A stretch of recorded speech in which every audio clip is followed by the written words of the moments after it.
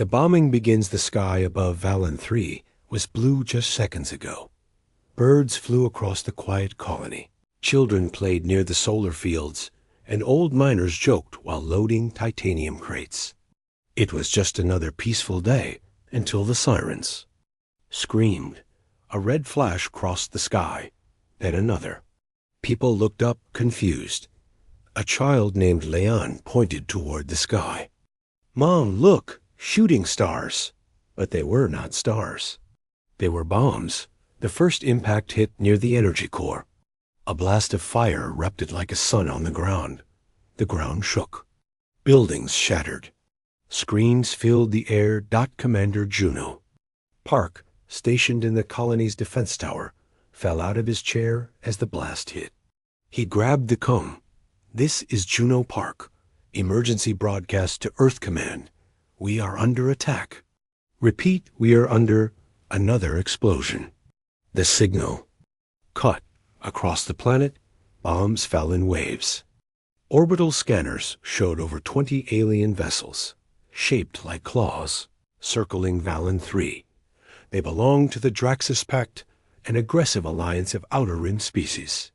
They had no warning, no declaration. They just attacked. Inside the school bunker, Teacher Myra Leone gathered frightened children. "Stay down. Stay quiet," she whispered, hugging them close. One child, Zuri, asked, "Why are they bombing us? We didn't do anything." Mira had no answer. No one did.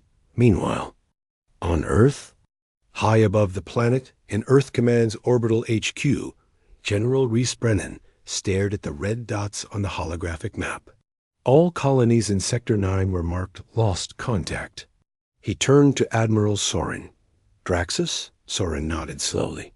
"Yes, sir, same ship signatures. But they've never dared to touch human territory before." Brennan's jaw tightened. "Well, they just did."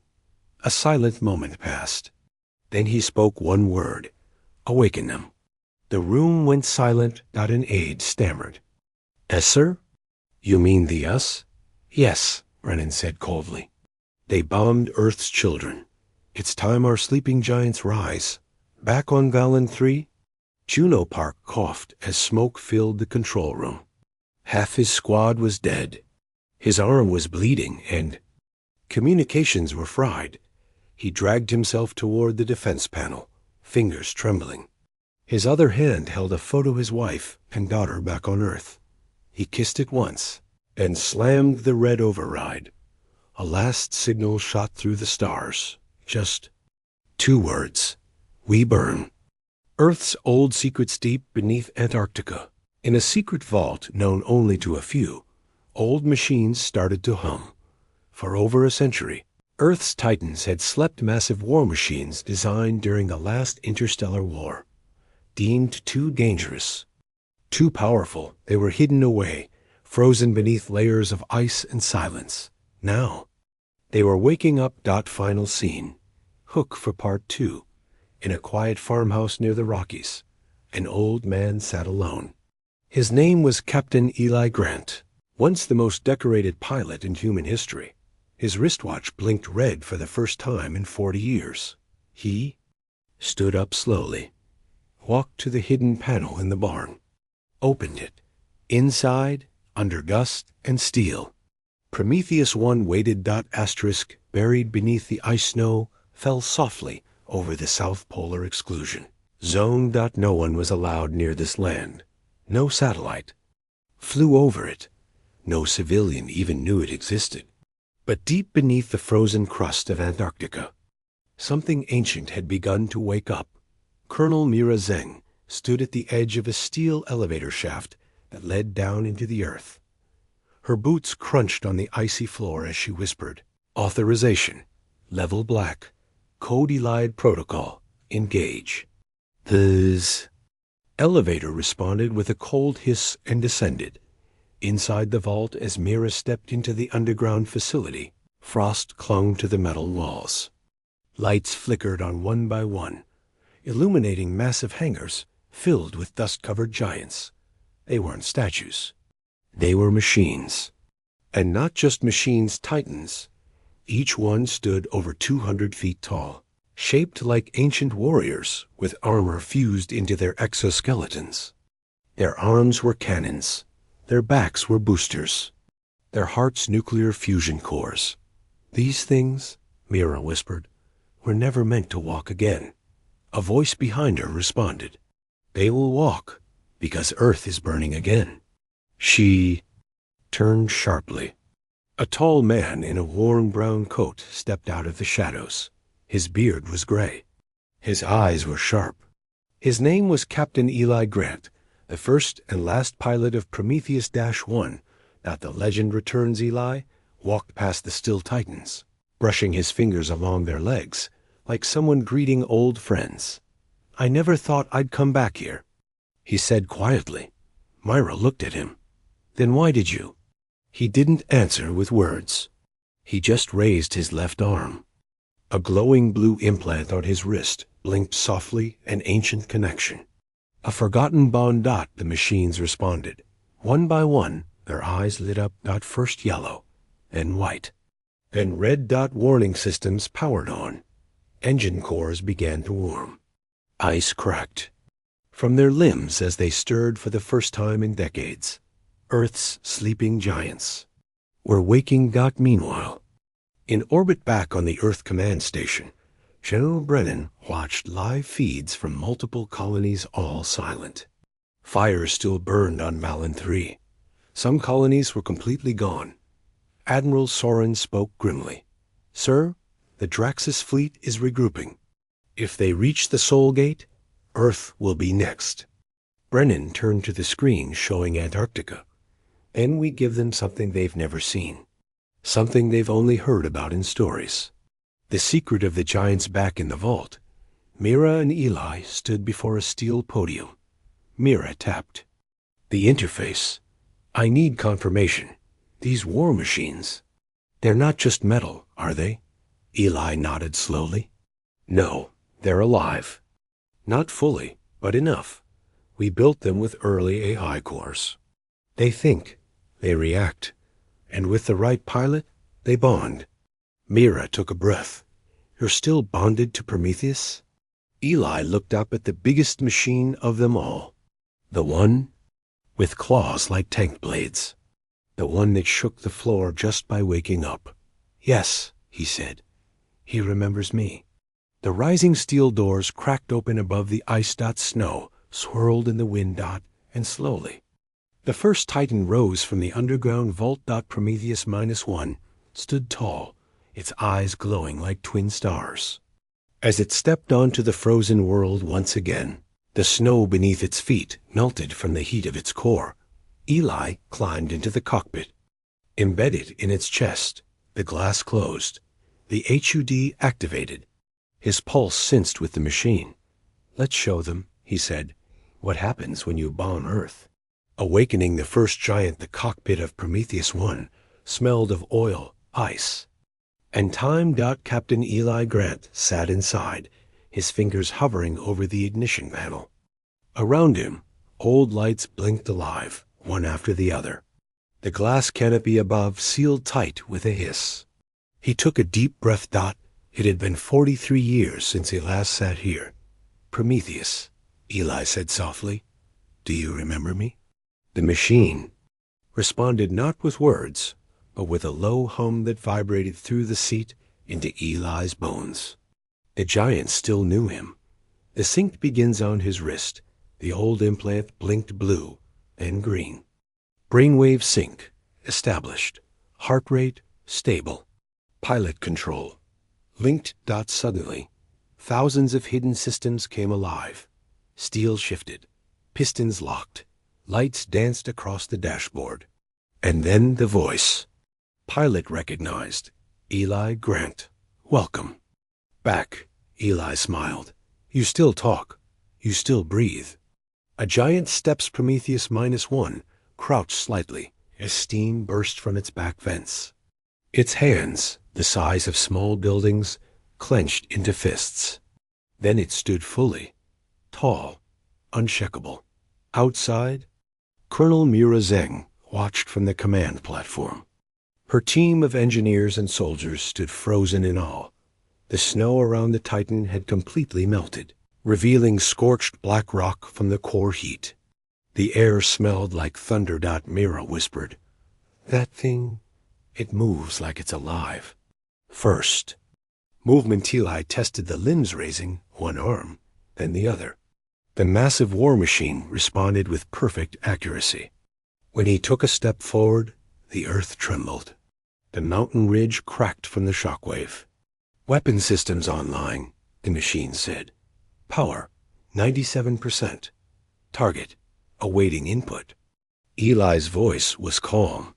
"Send me coordinates of the nearest Draxus fleet." The Draxus reaction far across the galaxy, inside a black and red cruiser, Commander Viharn of the Draxus Pact snarled at the report. "A single machine?" He growled. "Earth is sending relics?" The alien officer trembled. "It is no relic, Commander. We scanned its energy output, and its power core is equal to 5 warships combined." Viharn slammed a clawed fist on the table. "Impossible. Earth doesn't have that kind of tech." The officer shook his head. "We believe." They hid. Silence fell in the chamber.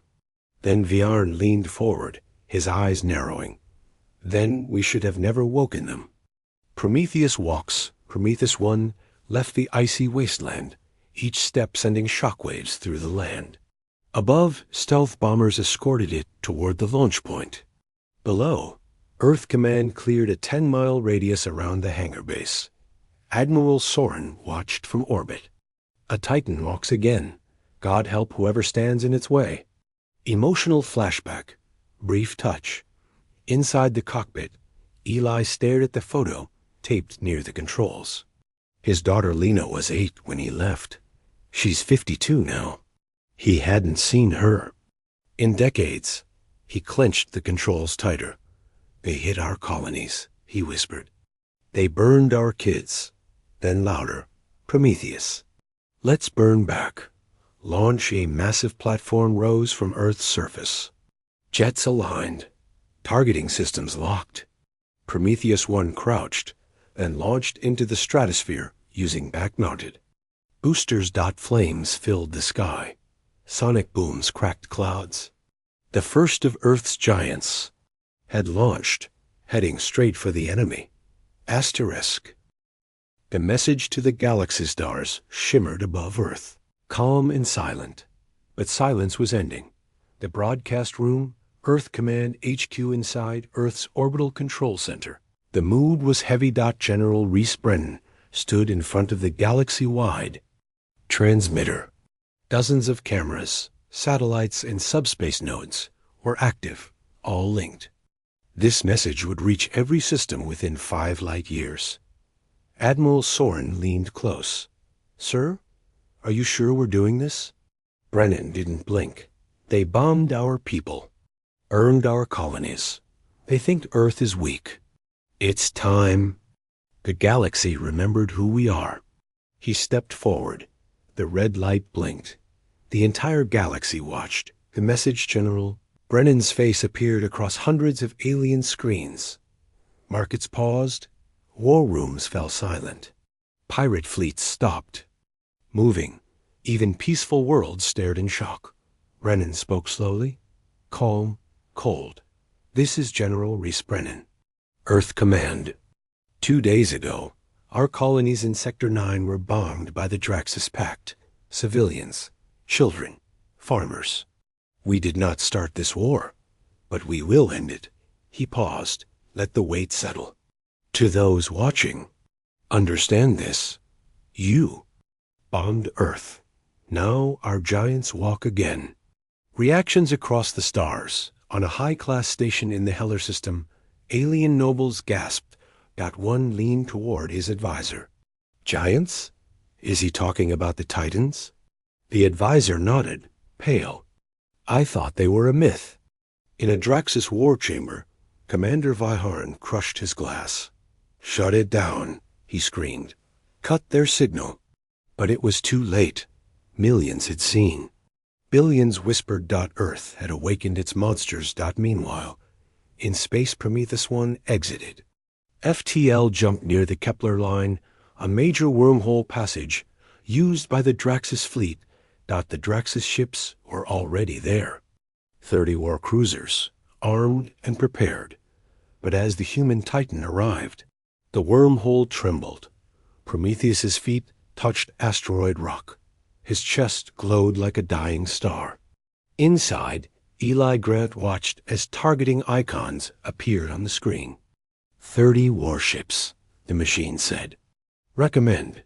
Attack pattern Ragnarok. Eli gave a slow smile. Execute. The first blow, Prometheus raised its right arm. Energy gathered. The Draxus commander on the lead ship shouted, "Evade! Evade!" Too late. A concentrated plasma lance burst from Mome. Prometheus's arm, like a burning sword, through space, cutting straight through 3 cruisers. All 3 exploded in a blinding flash. Panic spread. Aliens had never seen power like this. Not from Earth. Not from any known species. Galactic Council emergency meeting back on the neutral world of Zelros. The Galactic Council gathered in chaos. Representatives from 50 species argued the humans cannot be allowed to reactivate those things. They were banned for a reason. They didn't break the treaty. The Draxus did. A blue-skinned diplomat whispered, "If Earth truly has all 7 Titans, the balance is broken." Another added grimly, "Then pray they only wanted justice, not revenge." One final line as the signal ended. Earth Command added one final message. This is not a declaration of war. This is a response. To those who think Earth is quiet, be careful what you wake. The battle for Kepler's Gate. The Kepler Gate shimmered in space like a giant ring of fire. It was the most important wormhole in the region, used by over 70% of galactic trade and military fleets. Today, it had become a trap. The Draxus fleet waited there, 30 heavy warships, 80 fighter crafts, 2 orbital carriers. Their plan, stop Earth's giant before it could enter. But they didn't know what was coming. The arrival spark appeared near the edge of the gate, then a boom. Prometheus 1 exploded out of subspace, trailing blue fire behind it. Its feet landed on a floating asteroid platform, and the entire region trembled from its arrival. Inside, Captain Eli Grant stared straight ahead, calm and focused. The AI voice echoed in his ears. Draxus fleet detected. Power status? Full. Combat system. Titan mode engaged. Alien panic on board the Draxus command ship Fang of Iron. Commander Viharn stood up in disbelief. That thing, it crossed our blockade alone? One officer replied shakily, "It's not just one." "Sir," he pointed at the screen. More flashes. 2 more Titans jumped into the system. Gaia-7. A female-shaped mech covered in green armor with defense fields and energy vines. Hammerfall 2. A brute-like Titan with giant fists, forged for melee destruction. Now. 3 stood before the gate. The battle begins. Prometheus moved first. It raised its left arm and launched a shockwave burst, a wide, blinding flash of kinetic force. 5 enemy fighters were smashed instantly, sent spiraling into debris. Gaia-7 activated her shields, forming a glowing green wall that blocked incoming plasma rounds. Hammerfall 2 roared forward, boosters firing. It punched an enemy cruiser mid-flight, caving its hull like paper. Inside their ships, Draxus crew screamed in terror. They're monsters. No, they're humans. Coordinated strike. The 3 Titans formed a triangle around the gate. Prometheus channeled energy through its core. Synchronize fire. Pattern. Vengeance. Gaia-7 locked vines onto multiple enemy ships, freezing them in place with electro-tether roots. Hammerfall jumped up boosters, flared and came crashing down with an earth-shattering slam onto 2. Pinned cruisers. Boon. Flames filled the void. Drax. Use retreats. Commander Viharn's voice shook. Pull back. All ships retreat through the gate. But the gate flickered. Prometheus had already hacked the system. The wormhole now obeyed human codes. Gate is locked, said the AI calmly. No one runs. Final blow. Eli took a deep breath. The screen lit up with the last enemy battleship, charging its main cannon. Let's finish this, Eli whispered. Prometheus's chest opened, revealing its core cannon, a sphere of spinning plasma energy, burning brighter than the sun. He fired.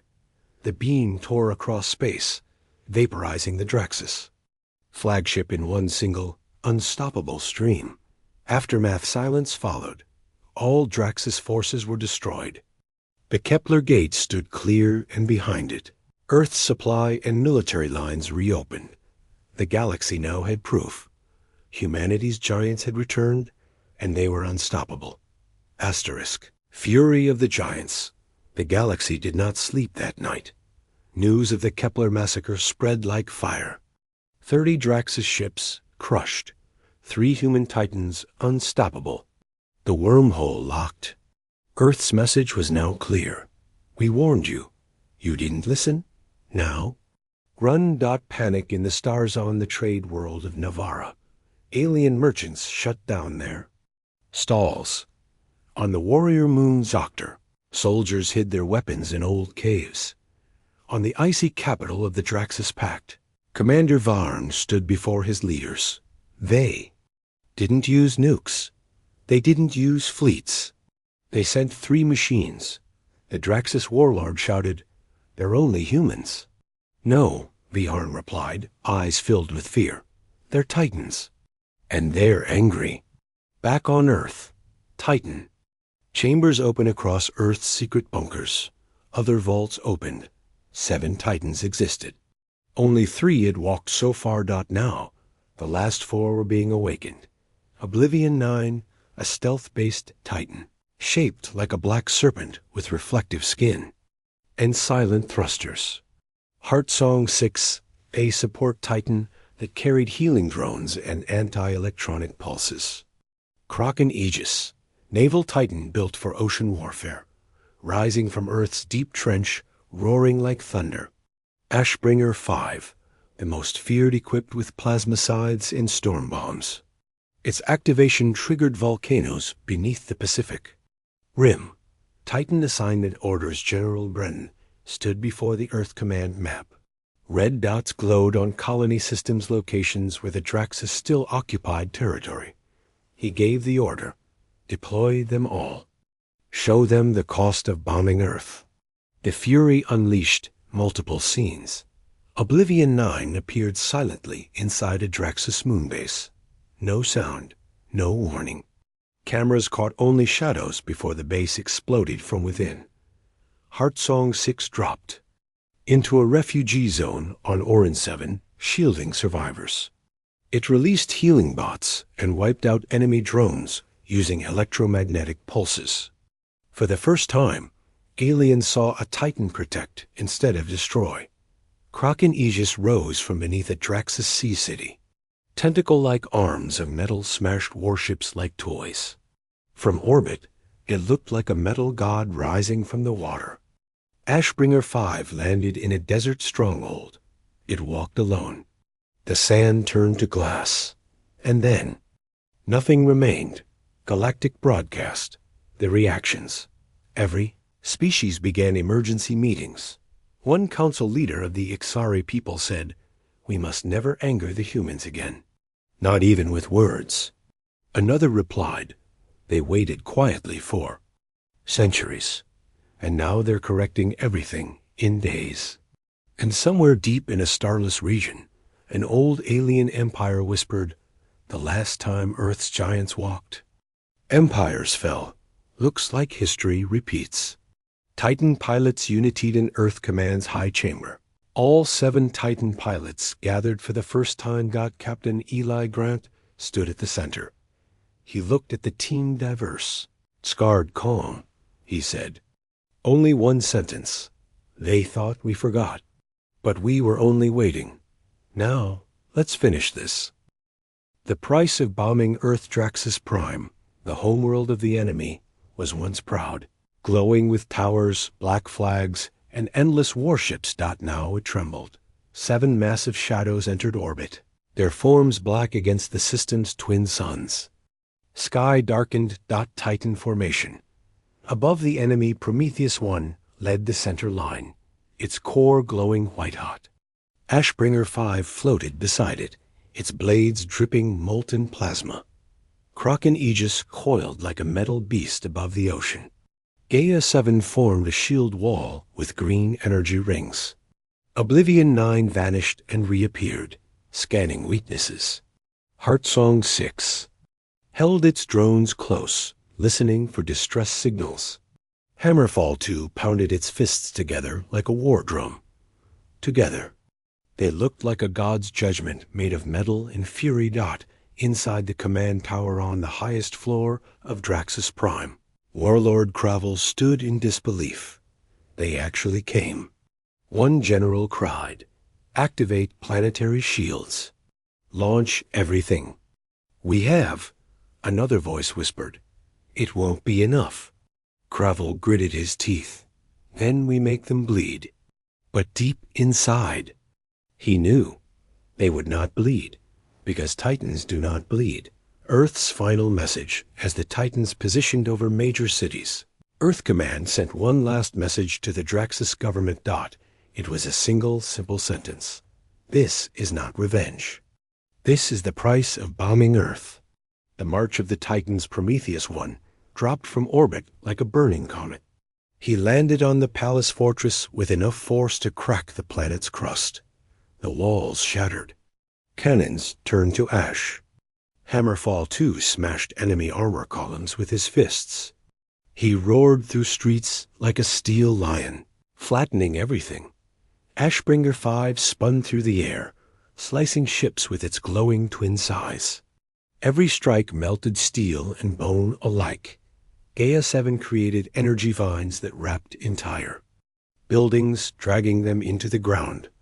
Kraken Aegis flooded Draxus ports. Enemy submarines were ripped in half by hydraulic limbs. Oblivion 9 hacked Draxus satellites and shut down all communications.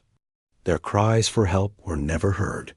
Heartsong 6 found surviving children in the ruins, alien or not, and shielded them with its healing light. The fall of a world in just 42 minutes.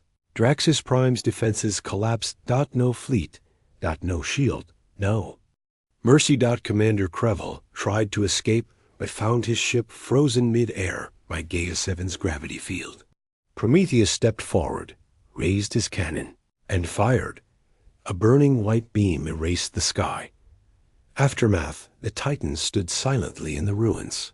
Fires burned below. Draxus banners lay in dust. Eli Grant looked across the planet, eyes steady. His voice echoed to Earth Command. Target neutralized. War over.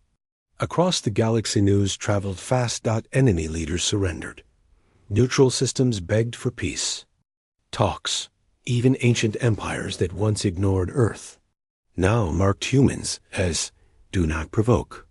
One scholar on the moon, Aravan, said it best: "When Earth gets quiet, they are not sleeping. They are waiting. And when their giants walk, worlds fall." Final scene. Emotional closure.